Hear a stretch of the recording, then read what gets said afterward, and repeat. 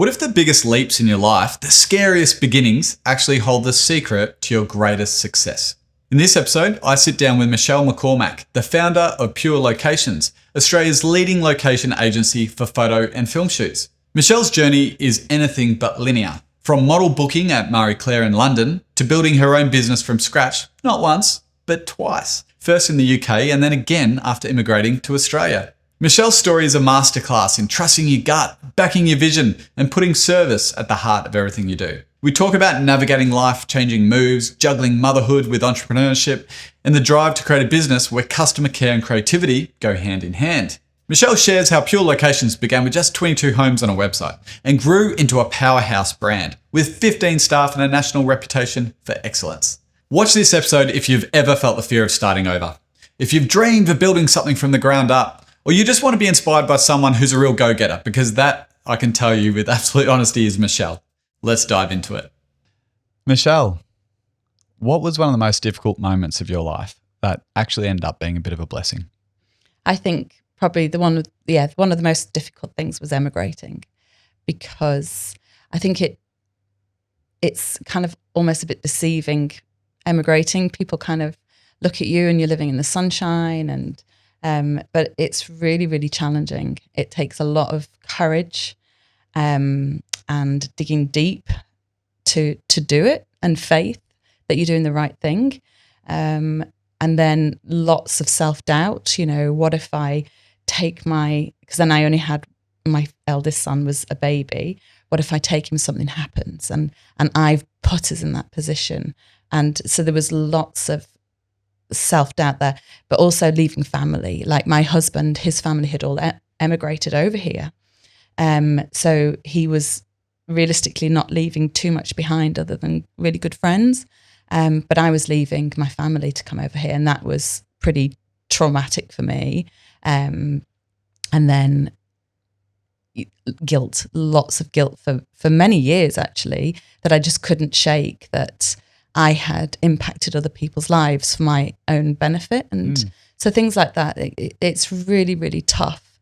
But at the same time, you have to try what I did was I gave myself a time. I said, I will give it 5 years, because if I don't give it a long enough period of time, I haven't gone through the emotions that go with emigrating, I suppose. So I needed time for it to become real life. And before we got to 5 years, I knew I was in the right place for me and my family and my children, and how I wanted to live my life moving forward.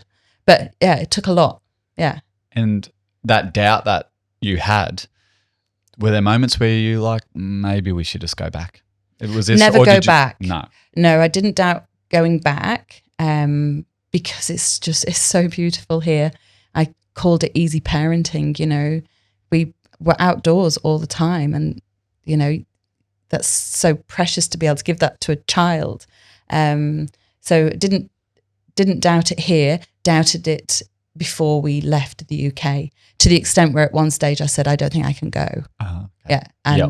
But you know, that took a lot of conversations. Yeah. And was that from you mainly, or from Paul, your partner, who was driving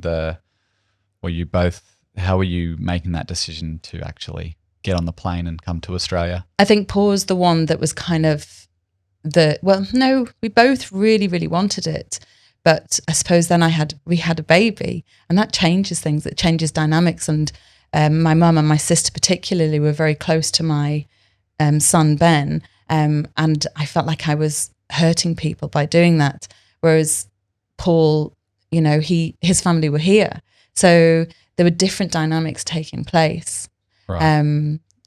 But in the end, I had to, his family were already living here. We came on a holiday. And when I saw the ease for my son and what the Sunshine Coast could offer, it was kind of hard to not do that for my son, what that could offer him. Yeah. So rewinding back a little bit and to provide context on that, I guess, where that seed came from to move to Australia and to live a life here. Yourself and Paul were in love, young, no life commitments, and you backpacked around Australia. Yeah. What was that experience like? That was pretty good. Yeah.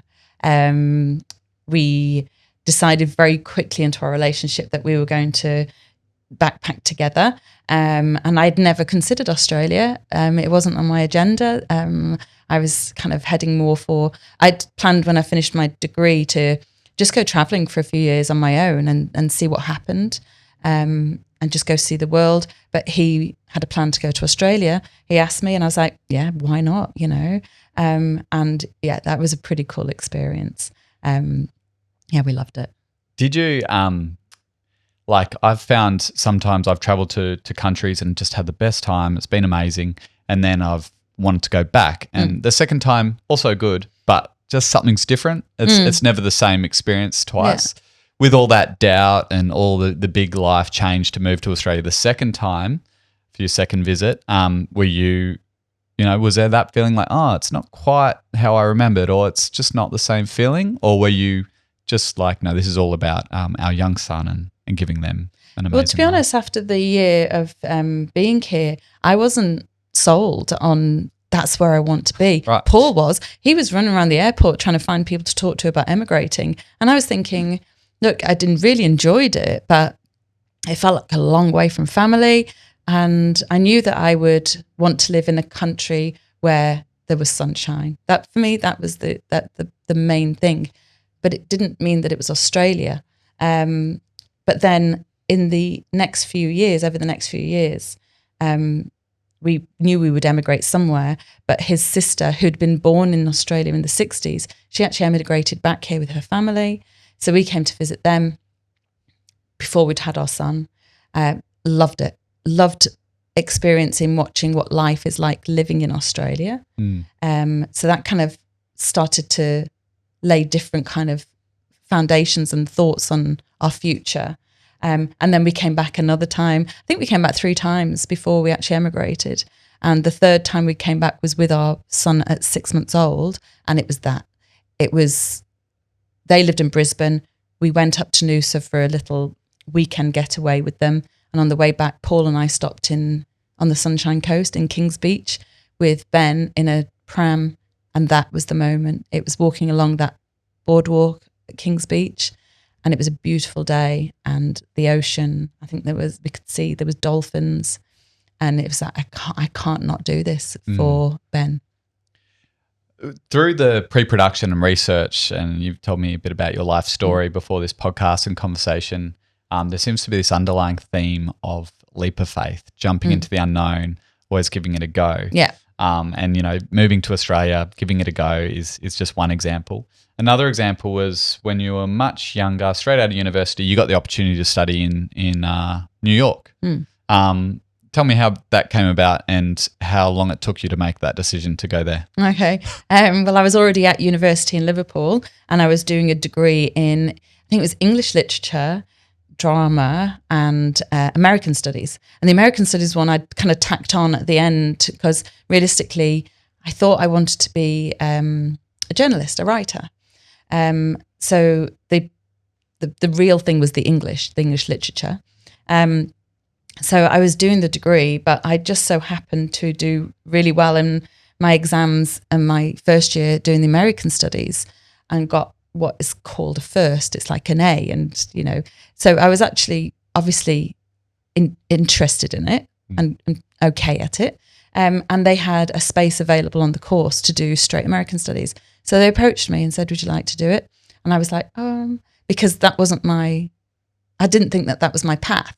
But then they said, it includes living in America for a year. Now that was something that I'd always wanted to do, to go and see America, to try and live there. So I think it actually took me like 2 seconds to go, yeah, I'll do that. And I invited my parents up for dinner because they didn't live too far away. And over dinner, I said to them, I'm switching to an American Studies degree, and it includes me going to live in America for a year. And I went there in my 3rd year. How did they take that news? Oh, they were fine. Yeah. Mum and Dad were always pretty good about stuff like that. Yeah. Did they have much to do with this value and quality of yours that it seems that you just aren't afraid to give things a go? Like to just jump on a plane and go, yep, I'm keen to do this? Look, I think it came from my mum, because my mum had lived in Ireland and grown up on a farm, but she had left there when she was 17 to go to England to do nursing. And I think at that stage in Ireland, there weren't really very many options for women. I hope I'm not incorrect in saying that. But, you know, the traditional routes were nursing, teaching, but they were living, you know, out in the west coast of Ireland on a farm. And so she also took a leap of faith at a young age, 17, and went to live in England. And I do remember growing up, Mum being really clear that she wanted to make sure that we were given choices, especially, you know, as a young woman.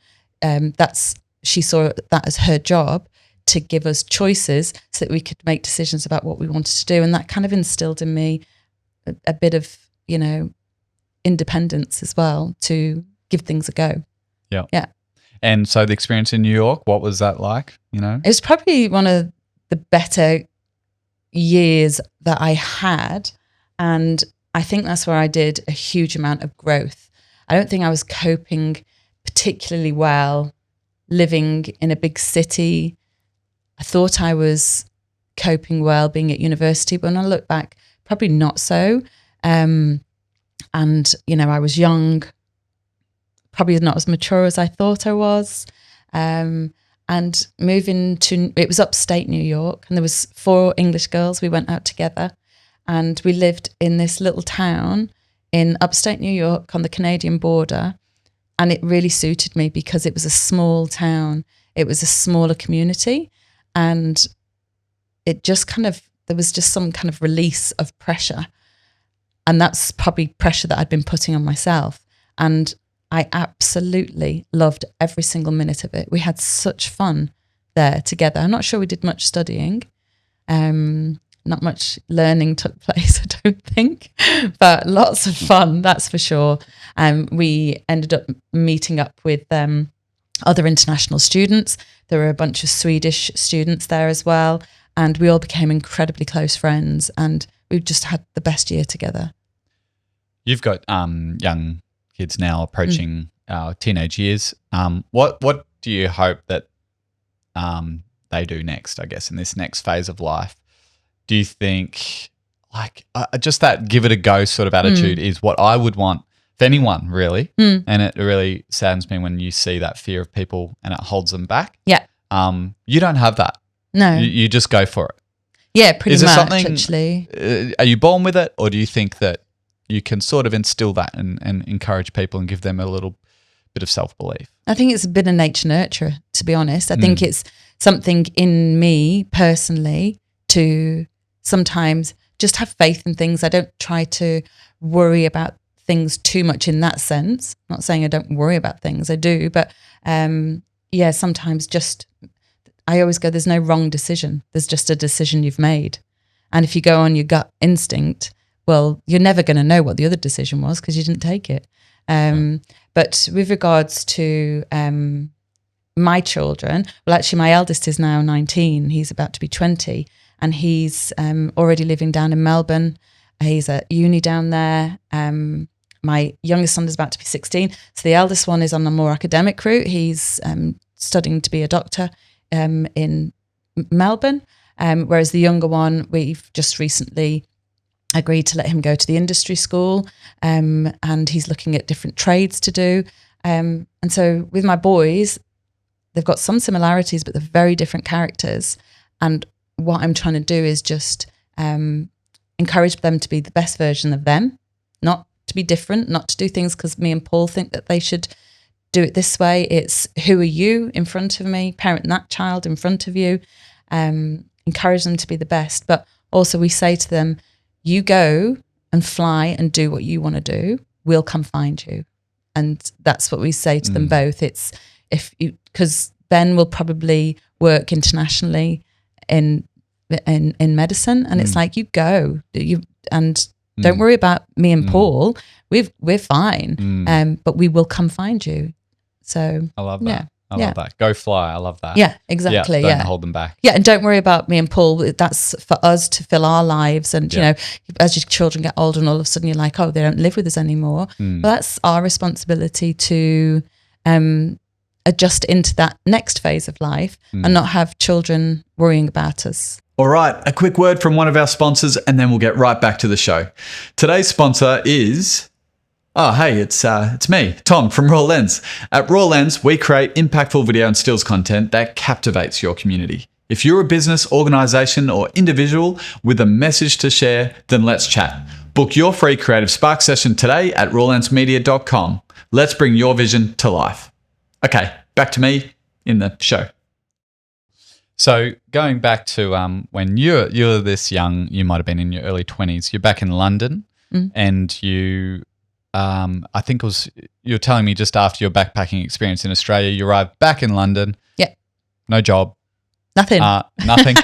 No. And what happens next? What's that feeling like? I've been there myself after traveling and I got the after travel blues. I thought that was a made up thing, but for me it was a very real thing. Okay. I was like, what now? Was that the feeling for you or how did you feel being back in London with Paul and that next phase of life? I was pretty excited, I think. We actually split up for a few weeks once we got back, once kind of real life took place. Pretty excited, free, ready to go. It was, just a lot had been going on with his family. We actually returned to England because his young nephew at the time was pretty sick and in hospital. So we actually paused our travel plans and went back to the UK to support family. And so then because it was an abrupt decision and it wasn't planned, we hadn't got time there was no plan of what we wanted to do and how we wanted to do it. We were just all of a sudden back in the UK. So we did have a break at a time and I moved to London on my own. Like it ended with Paul and I, it was the right thing to do at the time. And I think within a few hours I'd called my best friend and said, can I come and stay with you in London? I'm going to move to London. Why not? I knew I didn't want to live in Manchester where I'd grown up. I wanted to try different things and have more adventure. So I just thought, go to London. She said, yep, you can come and sleep on my floor. So I think I went with a backpack to London. I didn't have anything, no job, no money, no anything really. But it did feel exciting because it's, what am I going to do? And how did you make that decision of what you wanted to do? Where did you land? I just made it up as I went along. I figured the first thing I needed to do was just get a job. My friend was able to help me get a job. I got a job in customer service for a press cutting agency, I think it was. Really enjoyed it. You know, I was earning enough money to get by. Paul very quickly tracked me down and we got back together. So all of a sudden we started our life in London together. We found a flat. We were committed to each other, so that felt nice and stable. So I think because we had that stability, taking risks of what we were going to do with careers and stuff like that didn't feel as scary maybe. Yeah. Yep. Starting it together. Yeah. Yeah. Awesome. But in London around this time was where you first got your start in the world of modeling, shoots, that very exciting world. Yeah. How did that come about? Well, I think it was I did feel a little bit kind of like I don't know what to do. I thought I wanted to go into editorial. I had some things that I felt quite passionate about, but I didn't know how to make them happen. And we'd probably been living there maybe a year and a half. And Paul said, well, you know, what do you want to do? Because he was already going down the route of clinical psychology. He was aiming to work and then do his doctorate. So he had a path carved out that he was quite passionate about. I was like, there's no way I can do what I want to do. What do you want to do? And I was like, well, I want to work for Marie Claire magazine. But people like me don't work for Marie Claire magazine. And he was like, I don't understand why not. If you want to work for Marie Claire magazine, go work for there. So I remember going, of course, if that's what I want to do, why don't I try and make it happen? So I found the agency that provided temps, like temporary staff, to the company that owned Marie Claire magazine, which was called IPC Media. So I registered, became a temp for them, and quickly got myself into the marketing department there. Knew it wasn't for me, but it was fun. I was working with nice people, working there. And then one Friday I went in and my manager said, we'd like to offer you a permanent position in the marketing department. This is the salary. These are the conditions. And it seemed pretty good offer. And then I said, okay, let me just have a think about it. And went to my computer, and there was a thing called an intranet site, like an internal site for IPC Media. And there was Marie Claire magazine looking for a model booker. And I was like, oh my God, it was like, wow, it's there. There's something. And it was for 2 weeks. And I called them up, and look, they must have been pretty desperate, because they were like, great, cool, can you start Monday? There was very little conversation took place. And I was like, yep, see you Monday. And my decision had been made. And so I met with my manager and said, I'm sorry, I can't. I'm going to give this. And he was like, it's 2 weeks. I was like, I know, but I have to do it. So I did. And I rocked up there on the Monday morning. And it was the start of probably about 5-6 years at the magazine. Nice. Yeah. A model booker. Yes. What does that job look like? And did you have any experience as a model booker? I had no experience as a model booker, but please don't tell them. But you said yes. I said again. You just jumped on in, gave it a go. They didn't ask me any questions on the phone. They just said, "Can you start Monday?" No problem. The only prerequisite that was that I had to have a degree to work there. So I got there on the Monday morning, and they said, "Have you got any experience as a model booker?" And I went, "Yes." And I was thinking, "Oh my God!" But because I was there in front of them, it was like, if I say no, are they going to ask me to leave? And this is too important. And so I just thought, how hard can it be? And I'm either going to be able to do it or I can't. Did you get found out? No. Apologies. So you were able to just go, yep, I can do it. Well, and get through it. The job was to find the models for the projects that they were working on. And so there was no internet. There was no smarts about it. It was, they said, we have a job with Marks and Spencer's for an underwear collection. We need 4 models, 2 males, 2 females, and a photographer, hair and makeup artist, and a stylist. Yeah, are you okay with that? And I was like, no problem. And they walked away, and I was thinking, I have no idea what I'm doing now. So I thought, well, look in the drawers of the desk. And in the drawers, that's where you always start. Well, there was nothing else in those days. There was a phone and a desk and a computer that didn't really do much.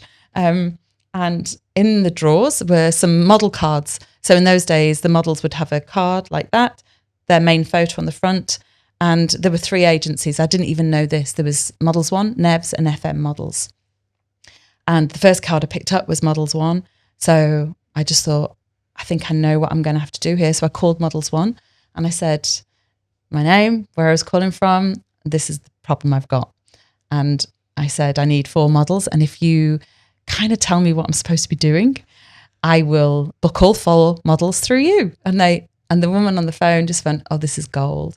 And she went, right, I'm putting you on speakerphone. Can you please say it again? Guys, this is Michelle from Marie Claire. And I was like, oh, God. So they thought it was brilliant. And they did. They gave me time. They were like, right, you put a first option on or you put a second option on. And this is what it means. And then you do what's called a go-see. And we're going to send over to you about 40, 50 models. And it's called a go-see. And they'll stand there with their big portfolios.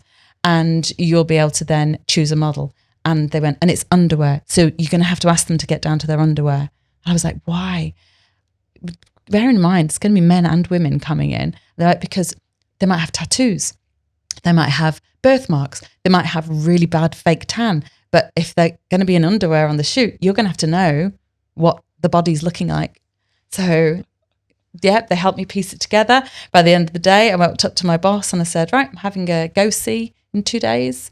And these are the models coming in and what I'd organised. And they went, brilliant. Okay, here's another job. We're doing another one for Max Factor. I was like, great, no problem. And it went from there. Amazing. And did you feel that sense of self-esteem and belief after that, thinking that, yeah, I can do this. I can do this job? Well, I kind of winged it for 2 weeks. the 2 weeks I was there. And at the end of it, they just said, would you like to stay? Because the girl that I had replaced had gone traveling and just decided to stay traveling. And I was like, oh my God, they've just offered me a job. Yeah. And it was, pinch me moment, that one. You're working at Marie Claire. Oh my God, and at one point in your life, you were thinking that you could never work there. Yeah. But you just made the decision that, but I do understand that I made it happen. It wasn't just I stumbled in there. Yeah. Somebody gave me an opportunity. I was very strategic. And that's the one thing I like, that I found a goal and I pointed for it. Yeah. And it happened. Like you said, this was some time ago. Maybe the internet was not as strong as a presence as it is now, and you were looking in drawers for different things. Yeah. But how did that industry evolve, and what was the opportunity that you saw down the line a little while after? So the job, the job was the job, but if you needed to do put together these photo shoots, you needed the right models, photographer, hair and makeup, stylist, and location. And everything at that stage was on cards. My drawers were full of cards of models, photographers, and also I had this little pile of houses that were available for photo shoots. There's probably only about 8 or 9 that we used. And then one day somebody said, have you heard of this thing called the internet? And I was like, no. And they said, if you go on the internet, all the models' portfolios are online now. So instead of calling them in for a big casting where you've got 60 people waiting outside your door, you can narrow it down to the 4 or 5 you think would be suitable, and then get them in then to see them. I was like, well, that would be so time saving, and it was. And the same with the photographers. Because you've got to, for a beauty shoot, you've got to shoot a beauty photographer that understands lighting, and in a fashion shoot, it's all very different. Well, it was very different then. Potentially it's different. I think you just focus on a speciality. And so all of a sudden, everything was so much quicker to do. And then also I had been bold enough to say, like, we once had a fashion client come to us, and I had heard some rumblings about some other people, what they'd done. And the fashion client wanted to do their summer collection with us. It was a company called LV, I think it was. And I said, well, I'm looking at your budget. Do you know we can go to Cape Town and do the photo shoot in Cape Town for cheaper than we'll be going to be able to do it in the UK?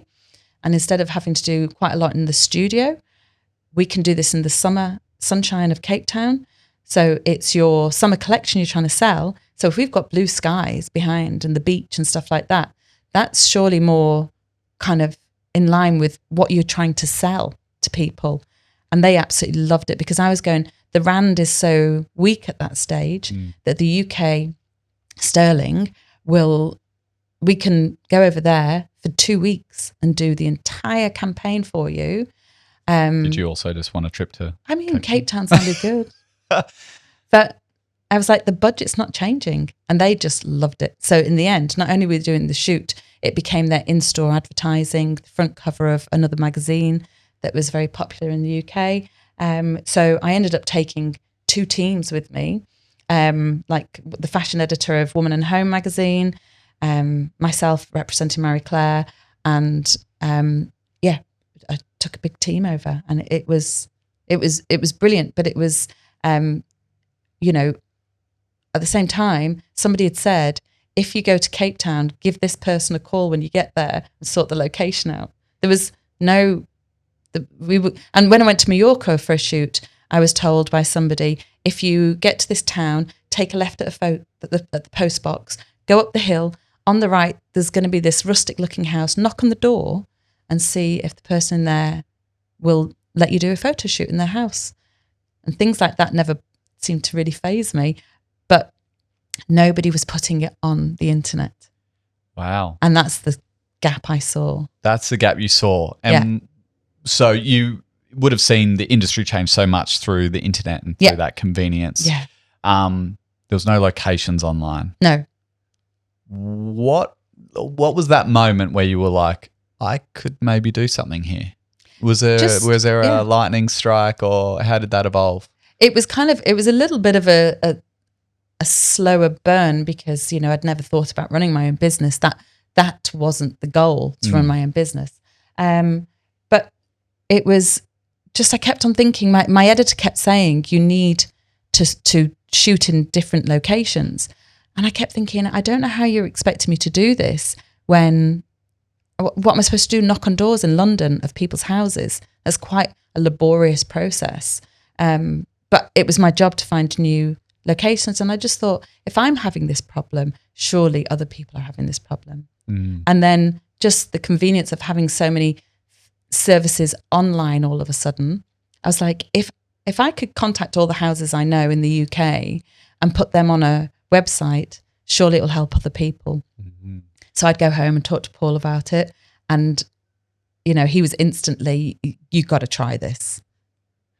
It wasn't that quick, but, Did you, how did you make that transition from, dream job, you're working for a great magazine, a world famous magazine, to going, I might just leave all this behind and give this complete unknown a go.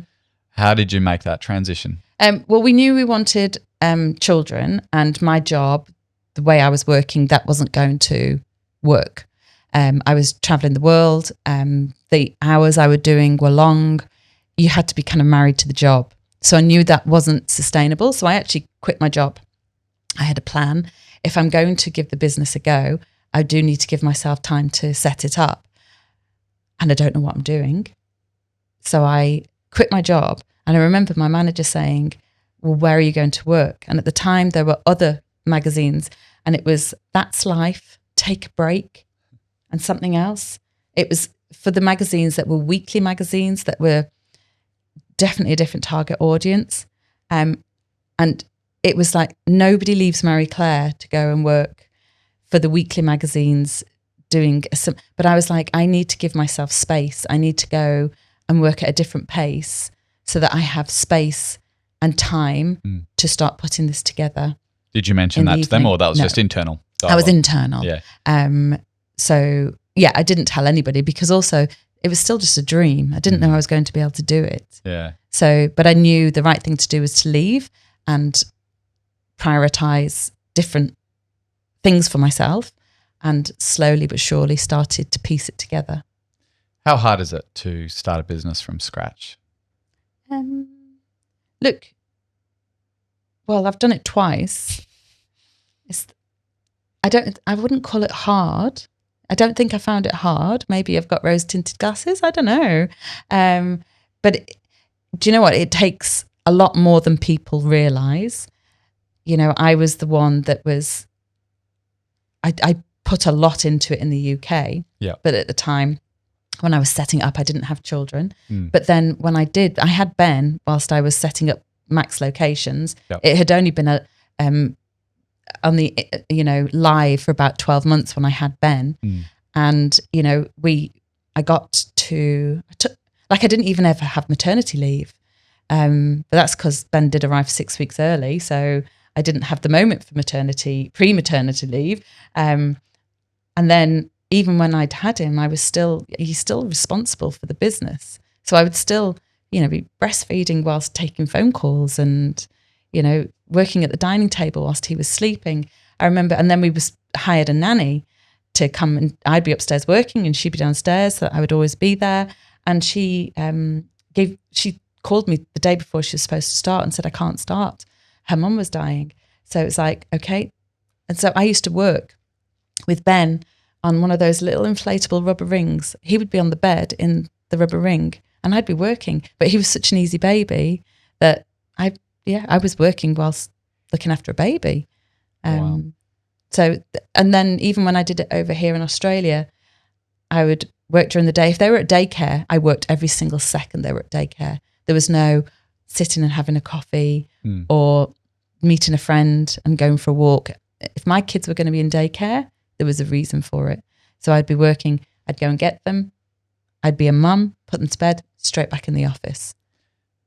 And till about 10:30, 11 o'clock at night. I love how you dodge the word hard and difficult. Yeah. That sounds hard and difficult. Yeah. But it was passionate. Yeah. What's the underlying, why is it not hard for you? What's the underlying drive Is it passion? Is it fun?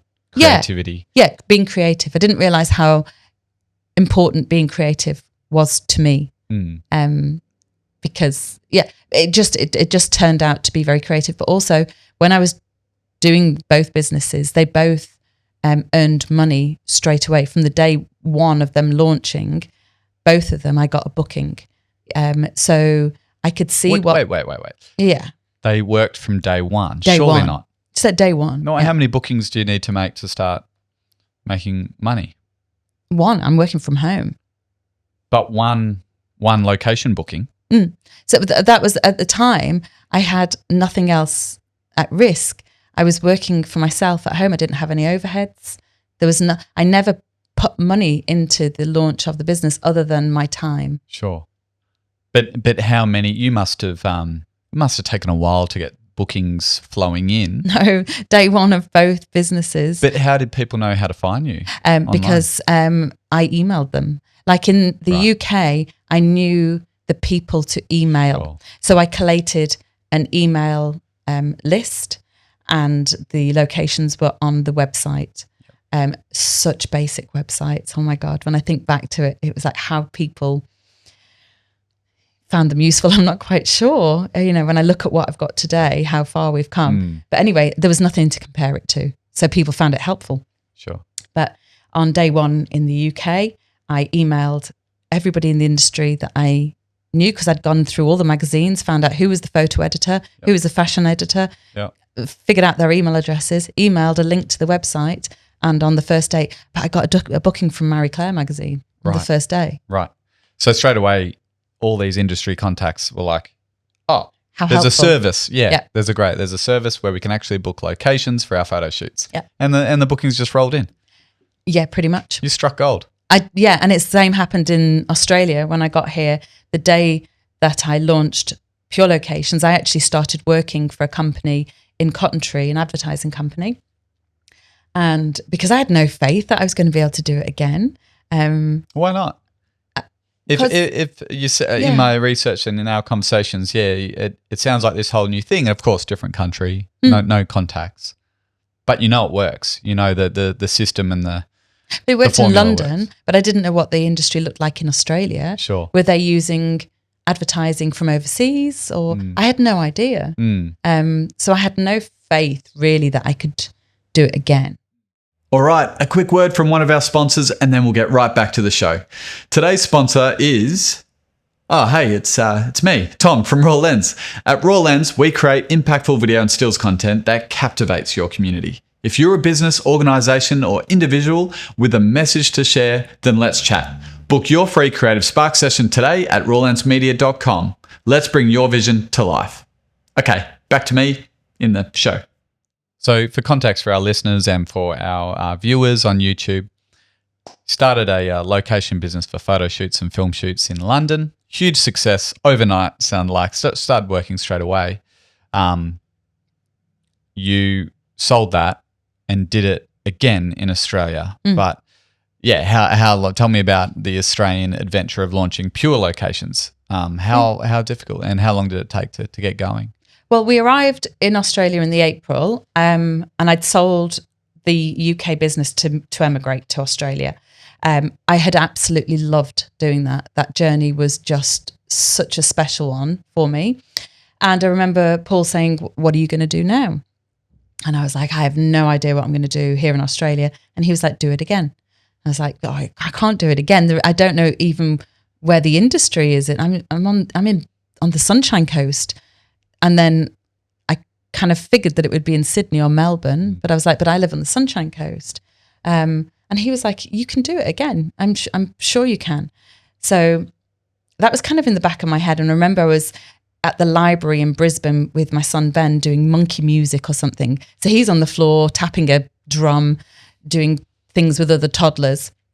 And there was a magazine there to my side, and it was an interiors magazine. And I just thought, I'll just have a look through that. And I was looking through it, and all of a sudden there was this section, and it was a section in the middle of the magazine, and it was an editorial feature on 5 homeowners, and it showed their homes, But it also, when they was interviewing them, it said their names, but usually where they worked.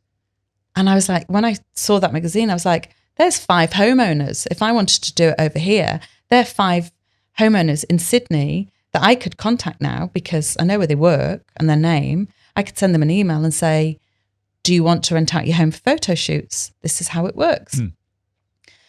And then I looked to my side and there was every single back copy of that magazine. It's just there. And it was there. And I remember calling Paul, probably on a very big mobile in those days, and saying, can you come and get Ben? I think I've figured it out. So I then sat and kept going back to the library, and I went through every single magazine I could find, wrote down the name of the homeowner, what their house looked like, where it was, and where they worked. And then, so I had my list. Do you know out of those 5, how many of those were keen to do it? Were they all keen? All of them. Because I was saying, I can get people to pay you. Yeah. They hadn't been paid to be in that magazine. They were doing it because a lot of them worked in a similar industry. They were interior designers, stylists. They wanted people to see what they've made their house look like. And, you know, and I also do things like that for a living. And I was offering them money. So all of them. And then out of the list of most people I contacted, most people said yes. Wow. For people at home who don't understand how, you know, these budgets might work, how much might someone get paid for their home for a photo shoot or a location shoot? Oh, look, it depends on the house and where the house is. Range from $1,000 a day to $10,000 a day. Yeah. Maybe some of them a really, really special house. Sure. Maybe about $13,000-$14,000 a day, but they are few and far between, those kind of houses and those kind of budgets. Sure. Most people around $2,000 a day. Yep. In Sydney and Melbourne. Sure. Yep. Yeah. Sunshine Coast has beautiful homes. It does, but we don't have the clients. Okay. So the clients are all mostly based down there. When it's winter, the clients will come from Sydney and Melbourne because they're chasing the blue sky, but they tend to go to Byron, Gold Coast. Sure. So you've started Pure Locations in Australia. You've got 5 houses to get the ball rolling. They all said, yes, great, give us money. We're happy to show our houses off in photo shoots. How hard was it to find the big clients? And in general, how hard is it for you? Because in Australia, you're starting from scratch to some degree. How do you find those big clients with the big photo shoots and the big budgets? Well, at the time, there wasn't really much competition. It was just me. So to find, that's how I'd got my locations. And when I launched, I think I only had 22 locations on the website, but I figured at least it's something. And then I needed the clients. So I went to a news agency in Moffat Beach and I said to the owner, if you let me just open the front cover of every magazine in here, I will then buy 20 magazines from you. They wanted to know why. I told them and they were like, oh my God, we love this. Open them, but you do not have to buy the magazines. So I spent a day in this news agency opening the magazine, and inside every magazine is what's called a masthead, and that tells you the name and position of everybody working at the magazine. And I knew the people that I needed to let know about Pure Locations. So once again, I wrote down their name, their telephone number, and also at the bottom there would be a way of the magazine putting together their emails, like it would be like Michelle at marieclaire.com, whatever. Yeah. So I could figure it out. So I pulled together a client database, and on the day that I launched it, I emailed everybody a link to the website and what it could do. So that was the start of it. And I suppose then it was just, there was no knowledge from me about how websites work, SEO, marketing it. I never put any money into it. They were my clients, but they needed that kind of service so much that they were regularly kind of, I said to my mum, I just need 4 a month. That's all I need to be earning what I was earning working. And I never, ever went under 4 a month. But there was more, there was 4 bookings. 4 bookings. That's all I needed a month for it to make sense to me to be able to do what I was doing. Yeah. And then I also I don't charge for doing what we call a file search. So clients would come to me and say, this is the kind of house we're looking for. Have you got it? I didn't charge them for that service, but I remember there was times where Paul was going, you are working like for days looking for the right house for a client, and then it doesn't go ahead. And I used to say, it doesn't matter if it doesn't go ahead now. What I'm showing them is that I will do everything I can to find that kind of house for them. It will happen eventually. And it did. And that's how I got the bigger clients. I remember the big ones at the time were like Samsung, Breville, lots of the beauty and fashion brands. And I was digging deep and going out and finding different magazines and trying to find these homeowners for these clients, at the same time understanding the power of, I was building the database and I was showing the industry, I will be a member of your team. You don't need to pay me for it unless you book the location. Right. So, and I think it was that dedication that I put to every single inquiry, that I would move mountains to find the right house for that client. Yep. I know as a photographer and video production studio here, one of our biggest headaches is locations. You know, it often, so I can totally understand it. Samsung and those guys, were they finding out about you through the magazines? You just started to get the ball rolling? No idea. I have no idea how they found me. Yeah. And like you said, you don't have much competition, so you're probably at that starting stage there wasn't show up. Yeah. So maybe it was probably word of mouth. Actually, we didn't even ask. It was that basic. Yeah. You didn't even collate any information. Yeah. The whole business was inside my head, and I was just making sure that I felt like I was being fair with pricing, and just doing the best service that I could. And that customer service that I had learnt in London, became extremely valuable. Yeah. And that's something that's our number one priority, even to this day at Pure Locations. It's customer service. We do everything we can for the homeowner and for the client. And that has just instilled a lot of trust in the brand. Today, Pure Locations has 15 staff? Yes. 14, 15? Yes, 14, 15, yeah. Like, that's amazing. First, congratulations. That's so cool that you've turned it into this amazing business that it is again today.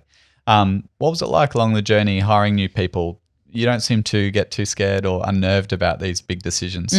Does it get easier, do you think? Do you think once you get the ball rolling and making decisions and just going, that trust in, I know it will work out, is that always the case? Or do you have moments where you're just like, oh, I'm not sure about this? No, when I decided to go into what you call a phase of scalability to try and take it from where it was to the next level, that's something I did very, it was strategic. Didn't know how I was doing it or why I was doing it. There was nobody to ask or to follow. I felt very out of my depth, but I knew that the way that the business was operating, it made sense to let it grow. That's been the bigger challenge of my career and me as a person. Hiring people at first really scared me. Those were the things that gave me the sleepless nights. What was it? Which component of hiring people? The money or the personalities, or what was it? It was more that I was convincing people to leave the jobs they were in to come and work for me. And that was a really, really scary concept. And at first, there's still the internal joke at the office. I would offer people 10 hours a week. Can't give you a contract. It's just casual. I can't promise you anything, but if you want to take a leap of faith and come and work with me doing this, it's pretty interesting. And most people said yes. But it was, Jane that works for me at the moment, she had a job, and I knew her through us being a school mum, and I called her and said, can I come see you? Turned up in her kitchen and said, will you come and work for me? This is what I do. And she gave up her job to come and work for me. Tina that works for me still, she was in insurance. She had a good career. And she's a real career focused woman. And we used to work out together. And then one day I said, can I have a chat with you? I said to her, do you want to give up your job and come and work for me 10 hours a week? Nobody ever did work 10 hours a week. There was always more. But she, once again, gave up her job. So as it got bigger, all of a sudden I was responsible for more people's livelihoods and their income. It felt pretty overwhelming, that. Sure. So it wasn't so much the people. It took me a while to realize. I remember working with somebody once and them saying, the personality of the people I was hiring, I hadn't considered that. I just knew I needed people that were pretty independent, had their act together, were pretty organized, and were looking for something exciting. So the personality of the person at that stage didn't worry me. It was me letting them down was my concern. But do you think that level of responsibility and those sleepless nights of not wanting to let anyone down, that drives the growth of the business? Probably somebody taking it that seriously. If I wasn't taking it that seriously, it probably, that would have filtered through but the people that have, I would hope the people that have worked with me have seen what I have done, what I've put into it. I was always taking it so seriously, working so hard at it. So I remind me of the question I went off on a. I think I know in my business, when you have that feeling of you just have to make this work, I'm just seeing that in that, like you're pulling these people away from their jobs, and you just have to make it work, for them and for you, and for everyone, And I think when you burn the bridges, so to speak, you got no other option. Absolutely, and it's scary. It's hard to get sleep at night sometimes when it's like that, but I don't know. It doesn't take long, does it, until you go, it worked out. I'm okay. It worked out, but then all of a sudden we were hiring more and more and more people, and it felt that it really felt very scary until it got to a certain stage where you knew how stable the business was. So there's only so long that can go on for. You then have to just put your faith in the business. Just put the faith that it's going to keep on growing, it's going to keep on working. Because if I was to spend my energy worrying about what will happen then I just find that would be a waste of my energy. So just keep on working hard and having fun whilst we're doing it. Keep moving forward. And it's worked. Where does Pure Locations go next then? What is the next step forward? Next step forward. Look, we've been through so many changes over the last 2-3 years. The biggest change is probably in my career to date, that it's at a really good spot. I don't think we need to just keep on doing what we're doing. We introduced smarts to the website. We've introduced, it's now a sophisticated website that it serves the industry as it should. Things are very quick to find on there. Also, the types of properties that we now represent, like there's some incredible homes in Australia, in Sydney and Melbourne, all across Australia that we represent because of our reputation about how we look after the homeowners and the clients.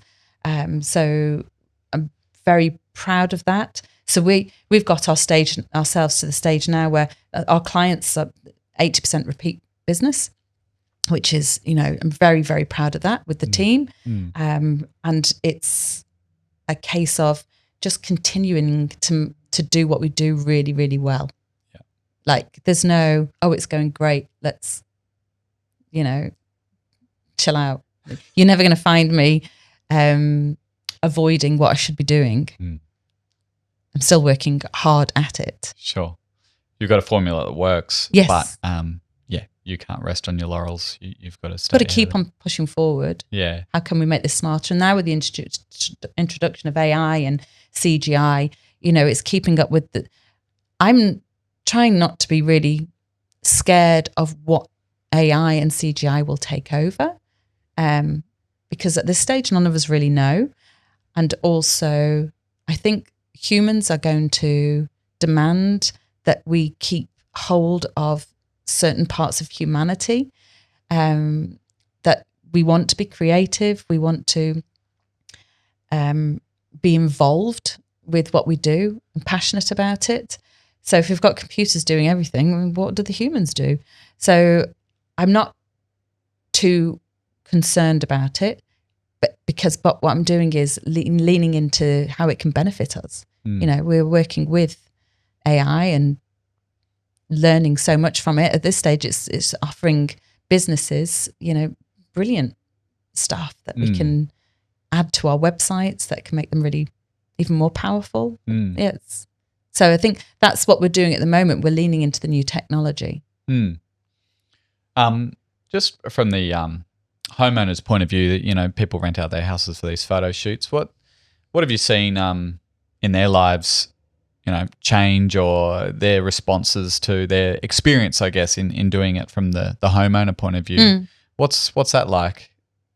Well, at the beginning of the whole concept of this, people used to just be able to hire a house and go in and do what they do and leave. And then you realise that homeowners were going, oh, they've scratched my floors, or, they've the whole concept of this at the beginning was to work with magazines on small editorial photo shoots. I had no concept of what a TV commercial looked like. I mean, TV commercial can be 60 people for 15 hours, and they're putting scaffolding up, they're blocking out all the light, they are bringing in tracks on the floor. Well, if you haven't thought to tell them to put something underneath the tracks, well, you've just scratched somebody's wooden floor. So every time there was something went wrong, we learned from it. We put something in place to educate the team, to educate ourselves and the homeowners. So now it's a real tight ship to be able to film at a pure location house.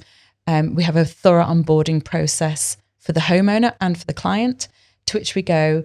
It can sometimes be, we ask a lot of questions, but we are saving you time, because once you've done your production, the last thing you want is a phone call saying, you now have a problem at the house that you've just rented. They need to move on and get on with post-production work. So it's very thorough, the process.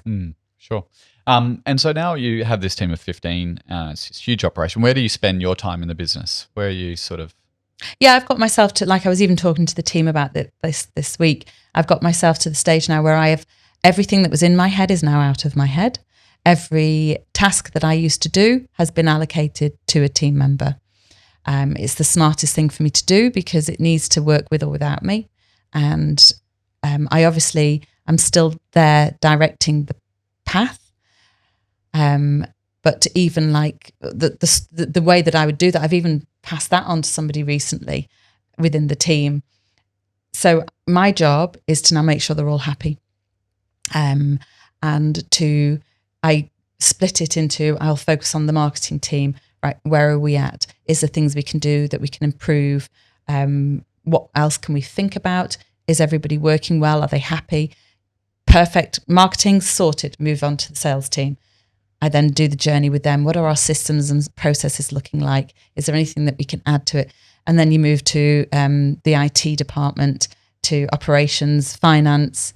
And then by the time you've done all of those, you go back and start again, because you then won't have worked with marketing for 6 months. Sure. So my job is to make sure that they're happy. And also me being on the ground in Sydney and Melbourne is proving to be pretty good. I go down, I meet with homeowners, I meet with clients, and it's because of the level of clients that we're working with and homeowners, me just spending some time in somebody's house and explaining even more about the process is proving to be, that's a good place for me to spend my time.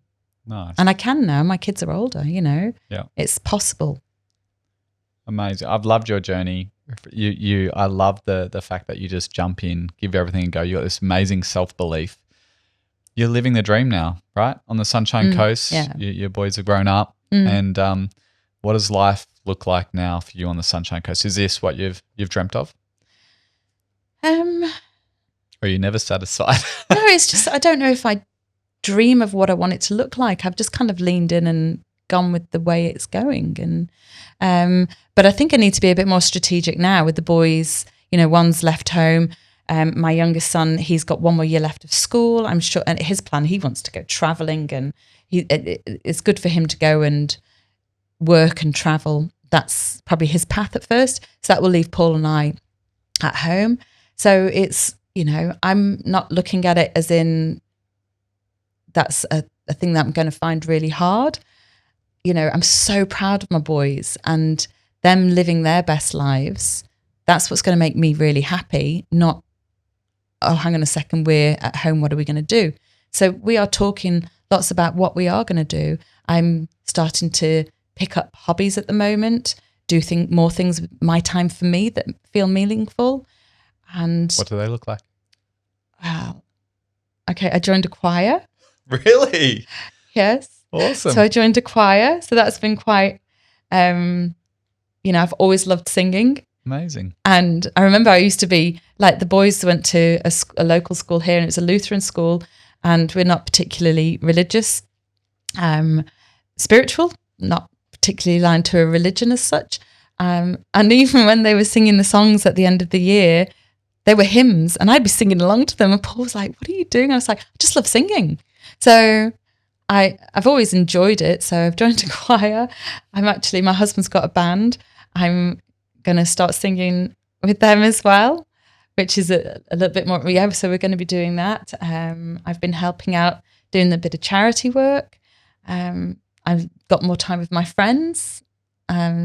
So like at where we live, we've actually got a sauna, and we did have an ice bath. It's broken at the moment, but my friends love coming over, and all of a sudden, us mums that have grown up doing mums group together, we're still so close. There's 6 of us. I'm loving Saturday mornings. They come around, we go for a walk on the beach, have sauna, get in the pool, and just have lunch, just laze around with each other. It's really nice. And then, I want to see as much of the world as possible. So we're starting to make that happen. We've got 3 trips planned this year. So yeah, just, it's exciting. Amazing. I love it, Michelle. You're living life on your terms. You're doing it your way. It sounds like you're in a beautiful place right now. I can't wait to hear you in a choir. Let me know when you're next. No, that's going to be, I'll tell you that I'm in it. I'm never going to tell you when we're out and about and performing. That's not, that's my secret. We'll find out. We'll find out somehow. I like to finish off the conversation with this last question. And that is, where is Michelle McCormac at most peace? At most peace. At home with my family. Yeah, that's where I'm at most peace. Yeah, I love the life that Paul and I have created together. I love that after 30 years together, we're still best friends. That we're still doing this journey together. The boys, I'm so proud of them, even though they're so different. They're the best part of Paul and I. So I find a lot of peace with that. Family and friends. Yeah. Beautiful. Love that. Thank you so much. This is a new segment I'm about to introduce, and that is, and I'm going to take you into our studio and take your portrait, if that's okay with you. Yeah, sounds good. Why not? Let's do it. Yeah. All right, come on in, Michelle. Our secret studio is right through here. Thank you. Take a seat. Nice. Gorgeous. Excellent. That's gorgeous. Very nice. Do you get your photo taken much? No. That's so nice.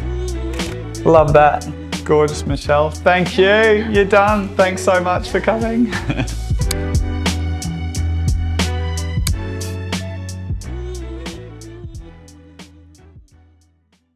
Hey everyone, thanks for watching the show. This podcast is truly a passion project for me and the small but awesome team behind the scenes. We pour our hearts into bringing you these honest and insightful conversations, but I can't tell you how much it helps when you hit that follow or subscribe button. The show gets bigger, which means we can expand the production and we can continue to bring in amazing guests from all walks of life. Please help us to do this thing that we love and hit that follow or subscribe button. We appreciate you being here. Thank you.